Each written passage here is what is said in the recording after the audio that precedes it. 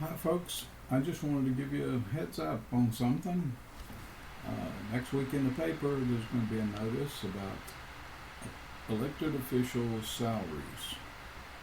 What this is all about is, according to section 152.013C, there is a notification that you have to give all elected officials about what their potential salary will be.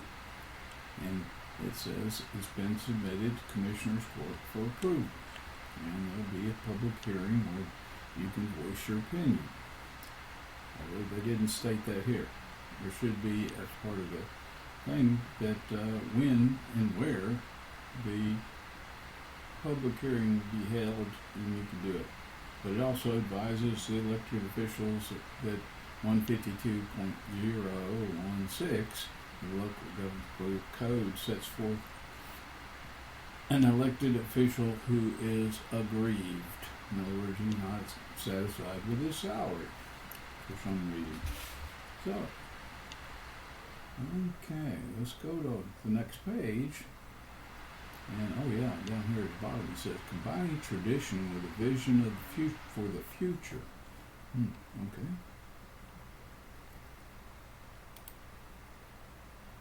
All right. So this is the second page. Let's see if we can center it up a little bit for you. And it gives you all the elected officials' names, what their salary was for 24-25. And what their proposed salary for 25-26. What this doesn't show us is, let's look at the county clerk. A little more simpler. We can see here that the county clerk is getting $64,498.56. And the proposed salary is $1,000 less. But we have to add, because this line item is the vehicle allowance. That's what VEH is. It's a vehicle all is added into this one. And so, kind of a sneaky way to make it look like they're getting their salary cut. But they're getting this plus this plus this. Okay, so she got that much last year, and you can see looks like she's getting $1,000 less, but there's a $2,000 vehicle allowance in that, and so that makes $1,000 increase. Well, if you do the math on this one, same deal. 80,558 cents, and pro salary is 63,500. And if you add $18,000 to it, that makes it 81,000. It's $1,000 increase, that's what the judge told me that he gave everybody with $1,000 increase. But I'm just sitting here saying, I think this could be much more concise. I don't know where this spreadsheet came from, but in the past it's always, well, that's the way we've always done it. Okay, I don't know how long this section of code's been in there, but let's go look at some other counties. So,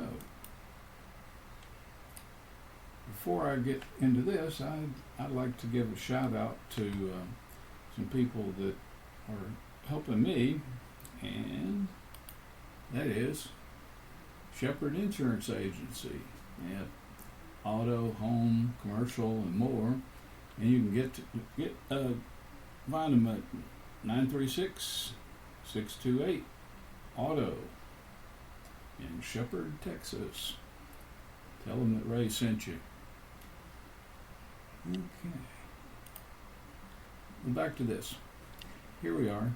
This is a example in accordance with section 152.013 of the Texas Local Government Code, and it's pretty cut dried, straightforward, not a lot of fancy math, and different columns and everything.